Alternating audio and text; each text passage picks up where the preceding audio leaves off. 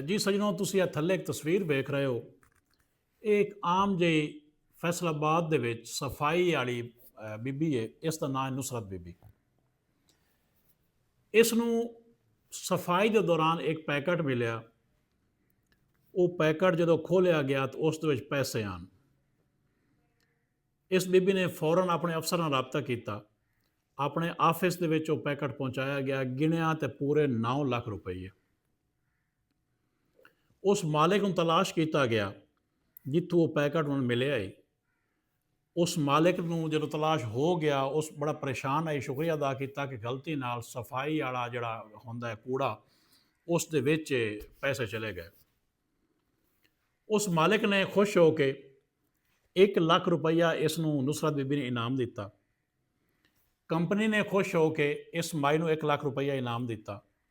ਫਿਰ ਡੀਸੀ ਸਾਹਿਬ, ਡੀਸੀ ਫੈਸਲਾਬਾਦ ਨੇ ਇਸ ਨੁਸਰਤ ਬੀਬੀ ਨੂੰ 1 ਲੱਖ ਰੁਪਈਆ ਇਨਾਮ ਦਿੱਤਾ ਹੈ। ਬੇਸ਼ੱਕ ਉਸ ਬੀਬੀ ਨੇ 3 ਲੱਖ ਰੁਪਈਆ ਉਸ ਨੂੰ ਇਨਾਮ ਮਿਲ ਗਿਆ, ਹਲਾਲ ਦੀ ਕਮਾਈ ਹੋਊਗੀ, ਲੇਕਿਨ ਇਹੋ ਜਿਹੇ ਲੋਕਾਂ ਵਾਸਤੇ ਇਸ ਤਰ੍ਹਾਂ ਦੀ ਕਮਾਈ ਬੜੀ ਘੱਟ ਹੈ। ਯਕੀਨ ਕਰੋ, ਇਹੋ ਜਿਹੇ ਲੋਕਾਂ ਨਾਲ ਹੀ ਸਮਾਜ ਚੱਲਦਾ ਪਿਆ। ਇਤਨੀ ਇਮਾਨਦਾਰੀ ਇਸ ਜਿਹੜੀ ਬੀਬੀ ਹੈ, ਇਹ ਸਫਾਈ ਵਾਲੀ, ਇਹਨਾਂ ਤਾਂ ਕਿਸੇ ਵੱਡੇ ਸਟੇਜ 'ਤੇ ਹੋਣਾ ਚਾਹੀਦਾ ਹੈ। ਉਸ ਦਾ ਪੂਰੇ ਜੱਗ ਦੇ ਵਿੱਚ ਨਾਮ ਵੀ ਰੋਸ਼ਨ ਹੋਇਆ ਹੈ। ਆਪਣੇ ਘਰ ਵਾਲਿਆਂ ਦਾ, ਆਪਣੇ ਸ਼ਹਿਰ ਦਾ ਉਸ ਨਾਮ ਵੀ ਰੋਸ਼ਨ ਕੀਤਾ ਹੈ।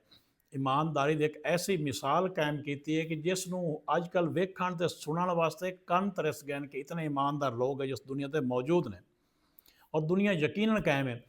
ਇਸ ਨੁਸਰਤ ਬੀਬੀ ਦੀ ਅਸਲ ਕੀਮਤ ਤੁਸੀਂ ਇਸ ਵੀਡੀਓ ਨੂੰ ਸ਼ੇਅਰ ਕਰ ਸੋ ਅੱਗੇ ਲੋਕਾਂ ਤੱਕ ਜਾ ਸਕੇ, ਉਹਨਾਂ ਨੂੰ ਪਤਾ ਚੱਲ ਸਕੇ ਕਿ ਇਸ ਨੇ ਕੀ ਕਾਰਨਾਮਾ ਸਰ ਅੰਜਾਮ ਦਿੱਤਾ ਹੈ।